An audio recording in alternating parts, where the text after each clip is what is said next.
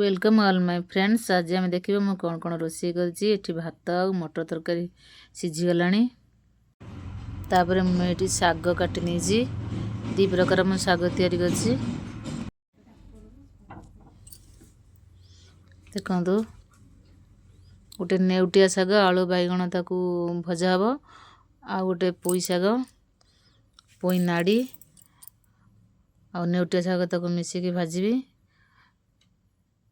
ये देखो पोई शाग नेउटिया शाग पोई शाग मुझे किसी काटे नहीं धनिया पत्र ता सहित पकई भाजी आ पोई नाड़ी अलग काटी रखी ने सीझेबी सीझे ता सहित पकई भाजी नेबी। देखो ये भात मोर हो गला भात पेज गोड़े नौ भात को हो सारा पर पेज गोड़े नहीं गोटे रखीदेली।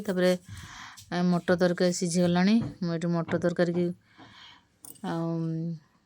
छुंक देदेवी। बर्तमान ये बर्तमान मोर मसला कषि नौ भिडियोटी को जमार भी स्किप करूँ ना शेष पर्यंत देखो। मसला ये कषि गला मटर को छाणी नहीं सहित भल भाव मिक्स करनवा। किसी समय गलापर आम पानी देदेबा।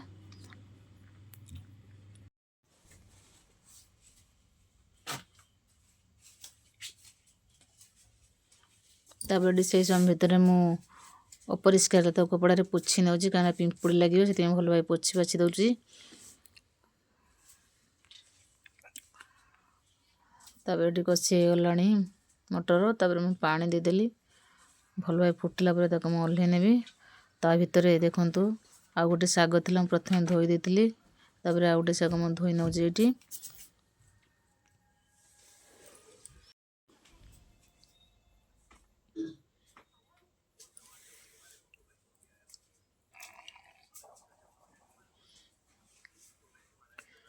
मेरी पोई नाड़ी को पानी अल्प टिके देके सीझे नेबी।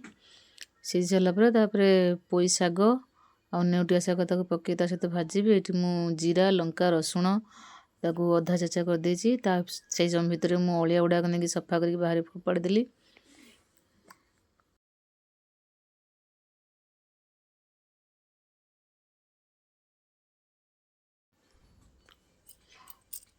मुझे पोई नाड़ी सीझी गला शाग गुड़ाक सजाड़ देली। शाग सजाड़ देकी ये समय झील को पाठ पढ़े गली। रिंग रिंग रिंग मनन कर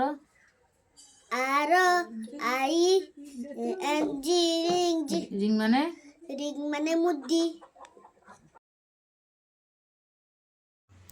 ये मोर गोटे शाग सीझी गला मुझे शागटा को बघार देकी बाहर करनेबी आ गोटे शाग भाजी ये से। मुझे सोरिष तेल बोतल भर्ती करदेली शागटा को भाजी नेली। शाग भाजी सारी बर्तमान थाली को बाहर करनेबी। वीडियो को लाइक शेयर कमेंट करंतु सब्सक्राइब करंतु।